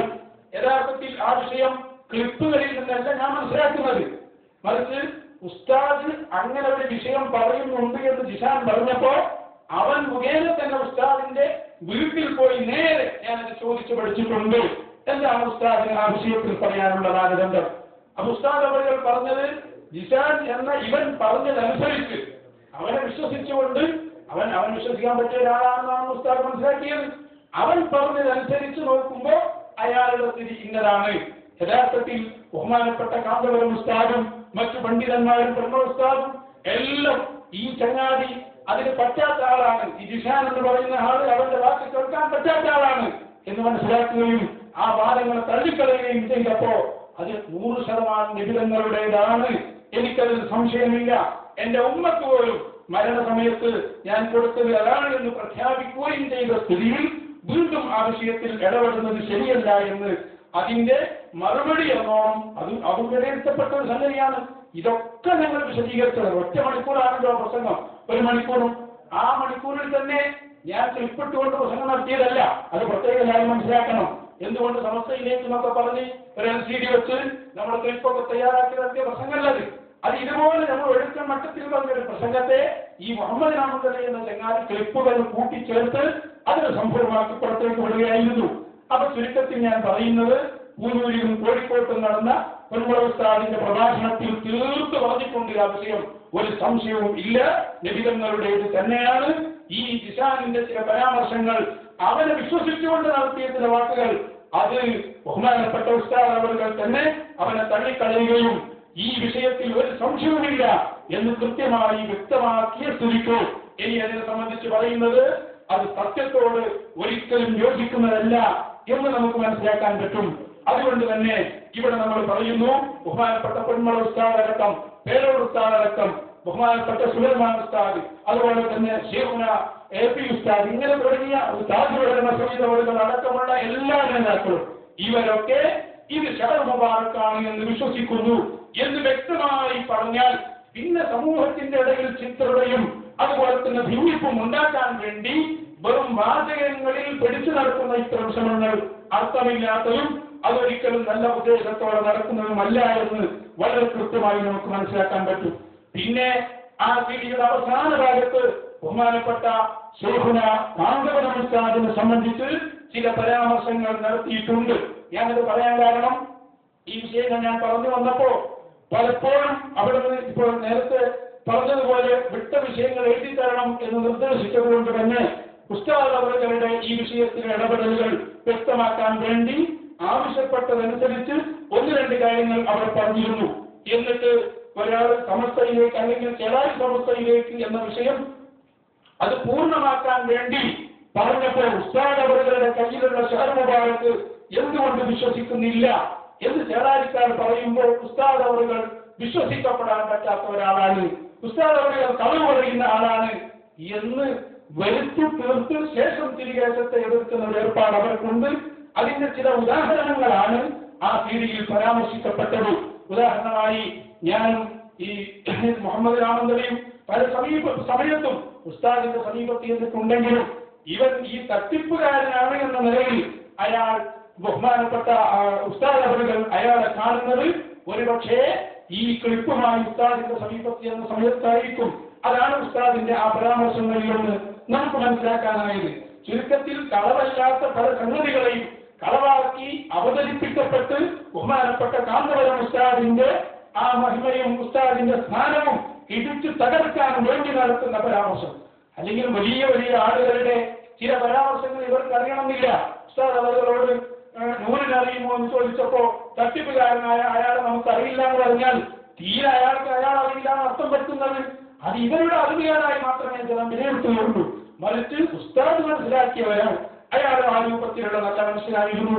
പക്ഷെ ഈ രൂപത്തിലുള്ള ഒരാളെ ബന്ധപ്പെടുകയോ മനസ്സിലാക്കുകയോ ചെയ്തിട്ടില്ല എന്നാണ് ആ പറഞ്ഞതിന്റെ അർത്ഥവും പരാമർശവും. ഇതും ഞങ്ങൾ ശേഷം ചർച്ച ചെയ്തിട്ടുണ്ട്. പിന്നെ അന്ന് ഞാൻ ആ പ്രസംഗം നടത്തുന്ന സമയത്ത് മുഹമ്മദ് രാമൻ എനിക്ക് കൊണ്ടു തന്നു ഒരു മാതൃഭൂമി ആഴ്ചപ്പതിപ്പ്. ഈ ആഴ്ചപ്പതിപ്പിൽ പറയുന്ന കാര്യങ്ങൾ കൂടി വിലയിരുത്തണമെന്ന് പറഞ്ഞതുകൊണ്ടാണ് ഉസ്താദ് അവരുടെ അഭിമുഖം ആ മാതൃഭൂമി ആഴ്ചപ്പതിപ്പിൽ നിന്ന് നമ്മൾ വായിച്ചത്. അതിൽ പറഞ്ഞതിന്റെ ആകത്തുക തിരികേശ പള്ളി എന്നൊരാശയം നമുക്കില്ല. മറിച്ച് പള്ളികൾ ധാരാളം ഞങ്ങൾ ഉണ്ടാക്കിയിട്ടുണ്ട്, അത് ഇനിയും ഉണ്ടാക്കുകയും ചെയ്യും. അതിൽപ്പെട്ട ഒരു പ്രധാനപ്പെട്ട പള്ളിയിൽ ഞങ്ങൾ ഷഹർ മുബാറക്ക് വെക്കുകയും ചെയ്യും എന്നാണ് ഉസ്താദ് അവറുകൾ പറഞ്ഞത്. അതിന് ഒരു കുഴപ്പവും നമ്മൾ കാണേണ്ടതില്ല, കാണുകയുമില്ല. കാരണം അന്ന് തന്നെ ഷഹർ മുബാറക്ക് പള്ളിക്ക് വേണ്ടി നമ്മൾ പറഞ്ഞപ്പോഴും അവിടെയൊക്കെ നമ്മൾ പരാമർശിക്കുകയും വ്യക്തമാക്കുകയും ചെയ്ത ഒരു സംഗതി, പള്ളി ഉണ്ടാക്കുന്നതിന്റെ ഏറ്റവും പ്രധാനപ്പെട്ട ലക്ഷ്യം അത് ആ പള്ളിയുടെ എന്നാണോ അതിന്റെ പ്രഖ്യാപനം നടന്നത് അന്ന് മുതൽ തന്നെ നമ്മൾ പറഞ്ഞതാണ്. 25,000 ആളുകൾ നിസ്കരിക്കാൻ സൗകര്യമുള്ള ഒരു പള്ളി കോഴിക്കോട്ട് അല്ലെങ്കിൽ അത് ഉസ്താദ് അവർ ഉദ്ദേശിച്ച സ്ഥലത്ത് നിർമ്മിക്കും, അതിൽ ഷഹർ മുബാറക്കും സൂക്ഷിക്കും. ആ ആശയം തന്നെയാണ് ഇന്നും പറഞ്ഞത്, അന്നും പറഞ്ഞത്. അതിൽ ഒരു വ്യത്യാസവും ഉണ്ടായിട്ടില്ല. പിന്നെ അതിന്റെ പേരിൽ ഒരു പിരിവ് നടത്തിയിട്ടില്ല എന്നത് എല്ലാവർക്കും അറിയുന്ന കാര്യമാണ്. ആത്മീയ ചൂഷണം എന്ന് പേരിട്ട് ഇപ്പൊ നിങ്ങൾ നോക്കൂ. ഇപ്പൊ ചേരാൻ സമസ്തക്കാർ ഇവിടെ ഇറക്കാൻ പോകുന്ന ഒരു പത്രമാണ്, അല്ലെങ്കിൽ അവർ പറയുന്ന പ്രഖ്യാപിച്ച ഒരു സാധനമാണ് സുപ്രഭാതം എന്ന് പറയുന്നത്. എത്ര ആളുകളിൽ നിന്ന് ഏതെല്ലാം മദ്രസകളിൽ നിന്ന് എത്ര പൈസ പിരിച്ചു, അങ്ങനെ തുടങ്ങി ഒരുപാട് കാര്യങ്ങൾ. നേരത്തെ ദർശന ചാനൽ ഇങ്ങനെ ഒരുപാട് ഉദാഹരണങ്ങൾ പറയാനുണ്ട്. ഇവിടെ ബഹുമാനപ്പെട്ട ഉസ്താദ് അവറുകൾ ഷഹർ മുബാറക്കിന്റെ പേരിൽ അല്ലെങ്കിൽ ഷഹർ മുബാറക്ക് അവിടെ ഉണ്ട്, അതിന് എന്തെങ്കിലും തരണം, അതിന്റെ പേരിൽ ഒരു പിരിവ് നടത്തിയിട്ടില്ല എന്ന് എല്ലാവർക്കും അറിയുന്ന ഒരു കാര്യമാണ്. അതേ സമയത്ത് നിസ്കരിക്കാൻ പറ്റുന്ന വിശാലമായ സൗകര്യമുള്ള ഒരുപാട് സൗകര്യമുള്ള ഒരു പള്ളി കൂടുതൽ ആളുകൾക്ക് നിസ്കരിക്കാൻ വേണ്ടി ഉണ്ടാക്കി. ആ പള്ളി അതിൽ ഷഹർ മുബാറക്കും വെക്കും എന്നാണ് ആ പറഞ്ഞതിന്റെ അർത്ഥം. ചുരുക്കത്തിൽ ഞാൻ പറഞ്ഞു വരുന്നത് ബഹുമാനപ്പെട്ട ഉസ്താദ് അവറുകൾ ആ പള്ളിയെ സംബന്ധിച്ച് ഈ അടുത്തും നമ്മോട് പറഞ്ഞിട്ടുണ്ട് പല പ്രഭാഷണങ്ങളിലും. ആരും ആ വിഷയത്തിൽ യാതൊരുവിധ ആശങ്കയും വേണ്ട. ബഹുമാനപ്പെട്ട ഉസ്താദ് അവറുകൾ ഒരു 1000കണക്കിന് പള്ളി ഉണ്ടാക്കിയിട്ടുണ്ടെങ്കിൽ അത് ഇവിടെ ഉണ്ടാക്കുക തന്നെ ചെയ്യും. നേരത്തെ SKSF പോലും അവരുടെ ഇതിലേക്ക് രീതിയിൽ അറിയാണ് പ്രഖ്യാപിച്ചത്. കാന്തപുരം ഉസ്താദ് ആയതുകൊണ്ട് 40 കോടിയല്ല 80 കോടിയുടെ പള്ളിയും ഉസ്താദ് ഉണ്ടാക്കുന്നതിൽ ഞങ്ങൾക്ക് തർക്കമില്ല എന്ന് അവർ തന്നെ പലപ്പോഴും പ്രഖ്യാപിക്കുകയും എഴുതുകയും ചെയ്തിട്ടുണ്ട്. അപ്പോ ആ വിഷയത്തിൽ ശൈഖുനാ കാന്തപുരം ഉസ്താദ് പ്രഖ്യാപിച്ച പ്രഖ്യാപനം അത് നടത്തുമെന്നുള്ളതിനാലും സംശയിക്കേണ്ട എന്നുകൂടി ഇവിടെ ഞാൻ ഉറപ്പിച്ചു പറയുന്നു. അതുകൊണ്ട് ഈ പറഞ്ഞതിന്റെ ആകത്തുക മഹാനായ താജുൽ ഉലമ സയ്യിദ് അവറുകളുടെ നേതൃത്വത്തിൽ നടക്കുന്ന നമ്മുടെ ദഅവാ പ്രവർത്തനങ്ങൾ, ഓരോ സ്ഥാപനങ്ങളും അതിന്റെ ഓരോ കാര്യങ്ങളും വളരെ കൃത്യമായി തന്നെ നടന്നു പോരുകയും പ്രവർത്തിച്ചുകൊണ്ടിരിക്കുകയും ചെയ്യുന്നു. അതുപോലെ തന്നെ വളരെ സജീവമായി സമസ്തക്ക് കീഴിൽ നമ്മുടെ സംഘടനകൾ SYS-ഉം SSF-ഉം എല്ലാം അതിൻ്റെതായ ദൗത്യം നിർവഹിച്ചുകൊണ്ടിരിക്കുകയും വളരെ കാലികമായി ആശയങ്ങൾ കണ്ടെത്തി നയനിലപാടുകൾ രൂപീകരിച്ച് ആവശ്യമായ രൂപത്തിൽ സമൂഹത്തിന് ആദർശ പഠനവും കാര്യങ്ങളും നടക്കുകയും ചെയ്യുന്നു എന്നുള്ളതിൽ വളരെ പ്രധാനമായി കണ്ണും കാതുമുള്ള ആർക്കും അത് മനസ്സിലാക്കാൻ കഴിയും. ചുരുക്കത്തിൽ ഞാൻ പറയുന്നത് ഏതെങ്കിലും ഒരു വിഷയം വിട്ടുപോയിട്ടുണ്ടെങ്കിൽ അത് നിങ്ങൾ അങ്ങനെ തന്നെ മനസ്സിലാക്കണം. ആ പ്രസംഗത്തിൽ അല്ലെങ്കിൽ ആ അവതരണത്തിൽ നമ്മൾ പറഞ്ഞ ഏതൊക്കെ കാര്യങ്ങളുണ്ടോ അതെല്ലാം അതിന്റെ മുമ്പും അതിന്റെ ശേഷവും നമ്മൾ അവലോകനം ചെയ്യുകയും വിലയിരുത്തുകയും ചെയ്തിട്ടുണ്ട് എന്നിവിടെ കൃത്യമായി പറയാൻ നമ്മൾ ആഗ്രഹിക്കുന്നു. എന്നിട്ട് അവസാനമായി ഒറ്റ വിഷയം കൂടി പറഞ്ഞ് ഞാൻ ഇവിടെ അവസാനിപ്പിക്കുകയാണ്.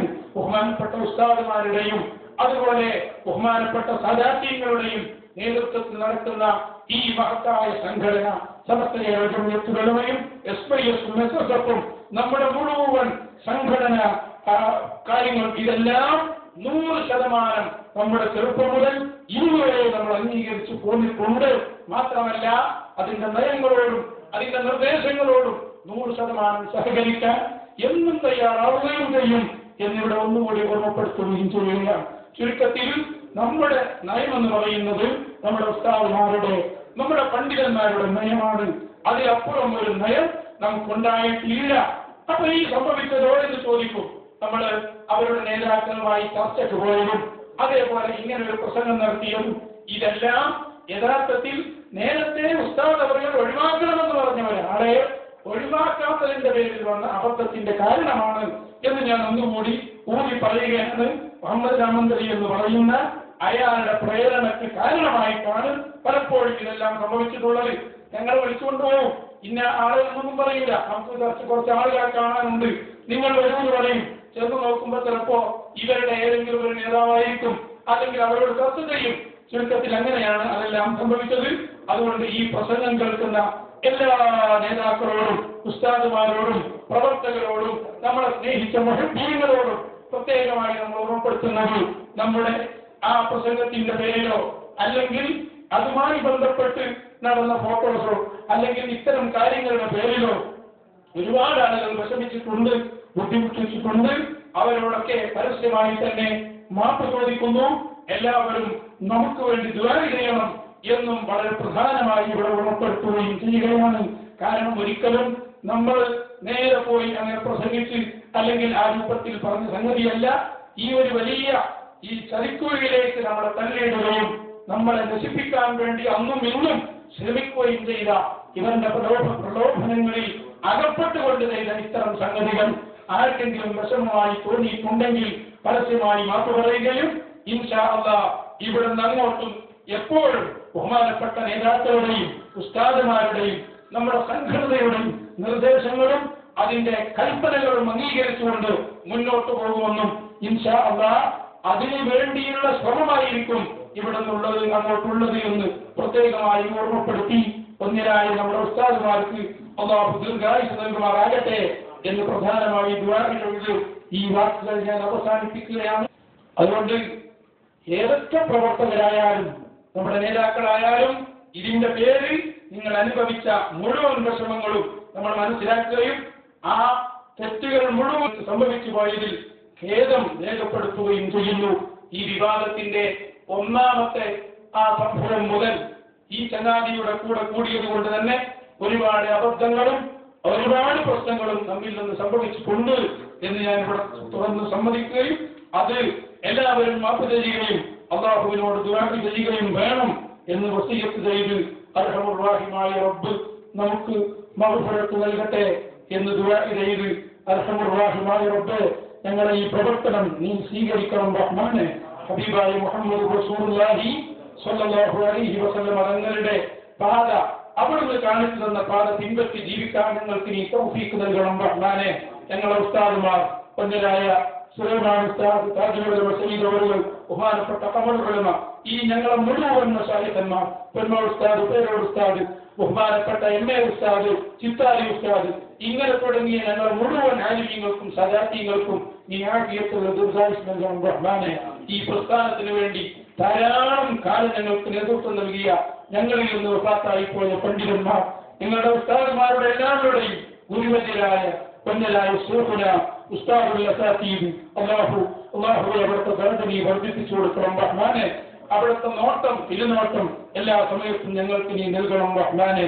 ഞങ്ങളെ മറ്റു ആലിമീങ്ങൾ ഉസ്താദുമാർ ഞങ്ങളുമായി സഹകരിച്ച് ഞങ്ങളെ 1-ാം ക്ലാസ് മുതൽ ഞങ്ങളെ പഠിപ്പിച്ച ചെറിയ ചെറിയ കിതാബുകൾ മുതൽ ഞങ്ങൾക്ക് വേണ്ടി അധ്വാനിച്ച് ഉറക്കമൊഴിച്ച് ഞങ്ങളെ ശരീരത്തേക്കാൾ ഞങ്ങളെ സ്നേഹിച്ച് ഞങ്ങളെ പ്രിയപ്പെട്ട ഉസ്താദുമാർ അല്ലാഹ് നീ അവർക്ക് അർഹമായ പ്രതിഫലം നൽകണം റഹ്മാനെ.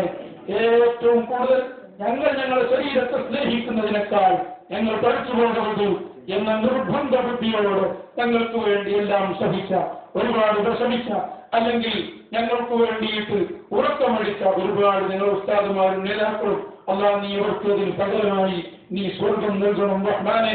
ഞങ്ങളെല്ലാവരുടെയും ഹിദായത്ത് നീ നിലനിർത്തി തരണം റഹ്മാനെ. ربنا آتنا في الدنيا حسنة وفي الآخرة حسنة وقنا عذاب النار. ربنا تقبل منا إنك أنت السميع العليم وتب علينا إنك أنت التواب الرحيم. آمين برحمتك يا أرحم الراحمين. وصلى الله تعالى وسلم على خير خلق سيدنا محمد وآله وصحبه أجمعين والحمد لله رب العالمين. السلام عليكم ورحمة الله وبركاته.